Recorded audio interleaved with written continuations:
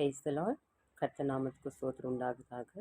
இன்றைய கர்த்தருடைய வார்த்தை நான் சொல்லி நாம் பார்க்கலாம். 2 Corinthians chapter 3 verses 17 கர்த்தரே ஆவியானவரே, கர்த்தருடைய ஆவி எங்கேயோ அங்கே விடுதலை உண்டுன்னு சொல்லி நாம் பார்க்கிறோம். Praise the Lord. Now the Lord is spirit and the spirit of the Lord is there is liberty ன்னு சொல்லி பார்க்கிறோம். அப்படின்னா கர்த்தருடைய ஆவி எங்கே இருக்கிறதோ அங்கே விடுதலை இருக்கிறது அப்படின்னு சொல்லி நாம் பார்க்கிறோம். ஹல்லேலூயா.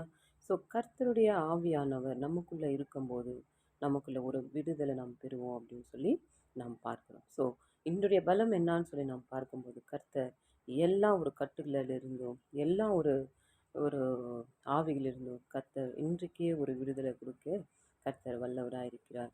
அந்த ஆவியானவரை நம்மளுடைய இருதயத்துக்கு சேர்த்துக்கொள்ளும் போது கர்த்தர் நமக்கு தேவையான எல்லா விடுதலை கொடுக்க வல்லவராக இருக்கிறார் என்று இன்றைக்கு நாம் பார்க்கிறோம். Praise the Lord.